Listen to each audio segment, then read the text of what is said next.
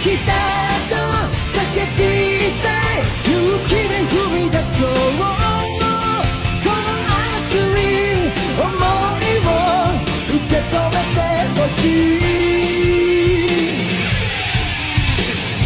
ざわめいたフロアに Pagpasok mo pa lang, gumalaw ang gabi. Sa ilalim ng ilaw, ikaw ang sinisigawi. Hakbang mo'y diretsyo, walang alinlangan. Sa bawat galaw mo, bagsak ang dahilan. Sa kumpas ng musika, hawak mo ang sandali. Isang tingin mo lang, ako'y bumibigay din.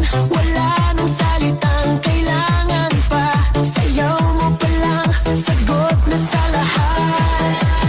Hawak mo ang beat, hawak mo ang gabi. Sa bawat galaw mo ako'y nabibi. Hawak mo ang beat, huwag mong bibitawan. Hanggang sa huling tugtog ng sayawan. Hawak mo ang beat sa ilaw at dilim.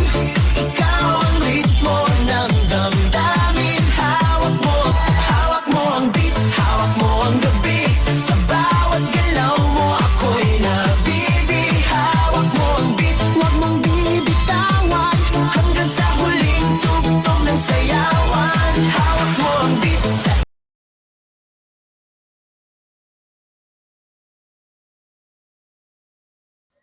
What's your recreation and leisure activities did you do? Volleyball then Zumba. Same, volleyball and Zumba. Bakit ito yung napili niyong activities? Kasi, na-exercise, while doing this, na-exercise din yung body namin and masaya siyang gawin. Kaya, yun. Yun na yun.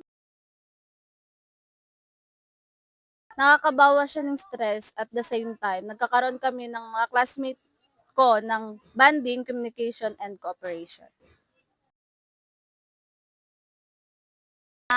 Volleyball. Kasi, yung volleyball is, yun nga, nabibigyan niya ng joy and syempre, yung communication namin sa mga classmates ko while lesson or realization did you gain from this activity?